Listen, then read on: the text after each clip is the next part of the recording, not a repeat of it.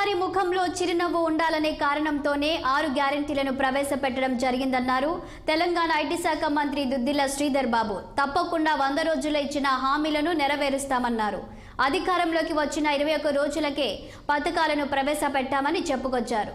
జయశంకర్ భూపాలపల్లి జిల్లా కాటారం మండలం ధన్వాడ గ్రామంలో పర్యటించిన మంత్రి 6 గ్యారెంటీల దరఖాస్తు స్వీకరణ కార్యక్రమానికి ముఖ్య అతిథిగా హాజరయ్యారు. ధన్వాడ శ్రీధర్ బాబు సొంత గ్రామం కావడంతో స్థానికులు ఆయనకు ఘన స్వాగతం పలికారు. పర్యటన నేపథ్యంలో గ్రామస్తులతో మాట్లాడి వారి సమస్యలను తెలుసుకున్నారు.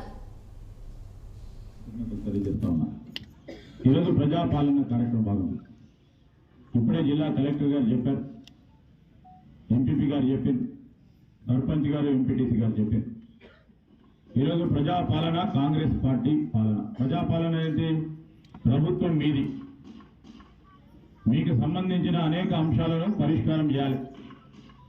దానిలో భాగంగానే మరి మా మేనిఫెస్టోలో పెట్టినాం 6 గ్యారెంటీ.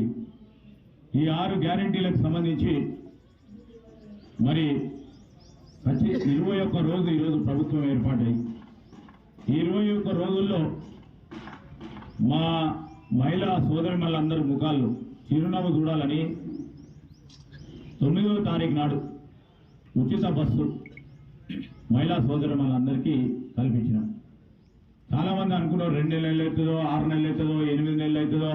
ఇవి పెట్టినరు, ఇక ఎలక్షన్లు అయిపోయినాయి, కాంగ్రెస్ పార్టీ ఏం చేస్తుంది అని కొంతమంది అవాకులు చవాకులు కూడా పలికారు. మేము అవన్నీ కూడా పట్టించుకొని ముందు కూడా పట్టించుకోను. నేను ప్రజలకు, పేదవారికి ఎంతవరకు మేలు చేస్తున్నానో పట్టించుకుంటా.